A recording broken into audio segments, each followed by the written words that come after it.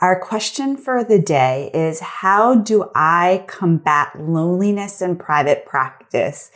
And so as I was thinking about this topic, I was thinking of that song. I'm not going to sing. I'm a terrible, terrible, terrible singer. I don't understand any of the mechanics of singing. I'm not good, but there's that song All by Myself. I watched Clueless recently. It was the 25-year anniversary special, and I watched it, and that song is in there. And I think that song's just on my mind. And that's what it can feel like sometimes in private practice, like you're all by yourself.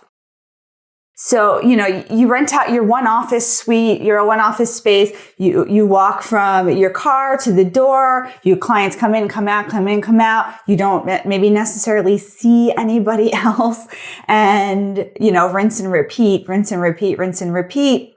And you're not interacting with another colleague or another adult outside of your clients in a specific day. And that can feel very lonely. And now we're in the middle of, again, our pandemic, and maybe you don't feel lonely, or maybe you do feel lonely, depending on what your setup is. But even in your day-to-day interactions, you're not interacting with colleagues. You're maybe not being stimulated in the ways that you want to be stimulated. Or if you were a part of a group practice and you were seeing people regularly, you're not, seeing your private practice buddies and friends. And so there's a couple of things that you can do to manage loneliness. First thing you can do is really think about the type of practice that you want. If you're an outgoing, extroverted person who really gets their energy from other people, you may want to think about having a group practice or some kind of group practice collective or renters or something, so that you're interacting with other people, so that you're not alone, that here's your buddy over here, here's your friend over here, and that you're not alone, right? You want to make sure that you are setting yourself up for success. And if success for you means being around other people, then you need to be around other people and set up your practice that way.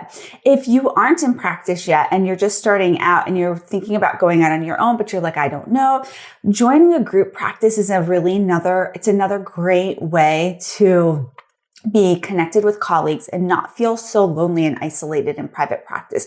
This is real. If you are just starting private practice, be aware of this. And it's not like a warning, like warning, warning, warning, you're going to be lonely. No, it's not like that. But it's something that you need to be able to monitor and manage.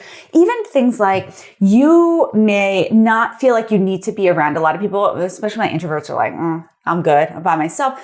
But think about you're working nights and you're walking out to your car and it's dark and you're the only one there. Are you comfortable with that? What kind of systems you have set up around that? Or would you feel more comfortable if there were people around you and with you? And so I don't think there's any hard and fast rule on how to manage loneliness and what your setup of your private practice looks like. But again, as always, we want you to look inside of yourself, do some evaluation, do some reflection on the kind of practice that you want and the kinds of connections that you want. So I'm going to give you another tip on how to manage loneliness, but I'm going to take a moment to thank our sponsor, TherapyNotes. With TherapyNotes, you'll never be alone because they will pick up your calls. They will not ghost you. They will not ignore you. They actually have a direct line to them, somebody to talk to about all of your problems, wishes, desires, and hopes. So I want you to check out TherapyNotes for your electronic health record. They have excellent customer service. It's really what makes them stand apart. And they're really helpful. And if you just have questions, especially when you're first starting, you're like, how do I do this? What's this? Even now I have questions. Like, I tell my office manager, call TherapyNotes, call TherapyNotes. So if you're looking for electronic health record, I highly recommend TherapyNotes.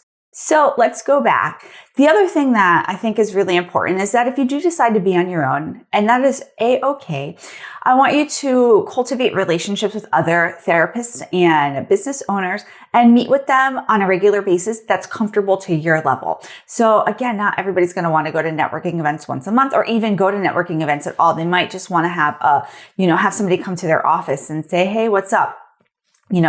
Once a month. And so you can decide that, but you want to be able to incorporate that into your private practice life.